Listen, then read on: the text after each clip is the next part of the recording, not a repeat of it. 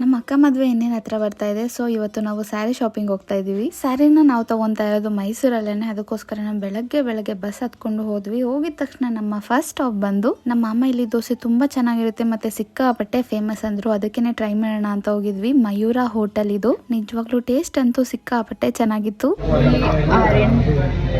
Mayura hotel which is famous for masala dosa. ನನಗಂತೂ ಸಿಕ್ಕಾಪಟ್ಟೆ ಬೇಜಾರಾಗ್ತಾ ಇತ್ತು. ಯಾಕಂದರೆ ಸೈಡಲ್ಲಿ ಹಲ್ಲು ಬರುತ್ತಲ್ಲ ಈ ವಯಸ್ಸಲ್ಲಿ ಅದು ಸೊಟ್ಟಕ್ಕೆ ಬೆಳೀತಾ ಇದೆ. ಸೊ ಸಿಕ್ಕಾಪಟ್ಟೆ ಪೇಯ್ನ್ ಆಗ್ತಾ ಇತ್ತು. ಟ್ಯಾಬ್ಲೆಟ್ಸ್ ತೊಗೊಂಡ್ರು ಕಮ್ಮಿ ಆಗ್ತಾ ಇರಲಿಲ್ಲ.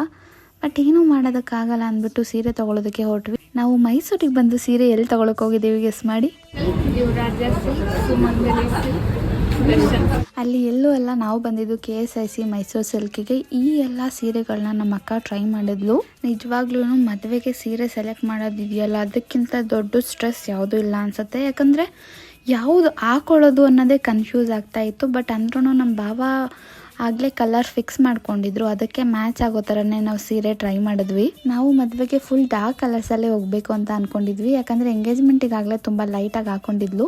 ಇಲ್ಲಿ ನಾವು ಟೋಟಲಿ 4 ಸೀರೆ ತೊಗೊಂಡಿದ್ದೀವಿ. ಯಾವ್ದು ತೊಗೊಂಡಿರ್ಬೋದು ಅಂತ ಗೆಸ್ ಮಾಡಿ.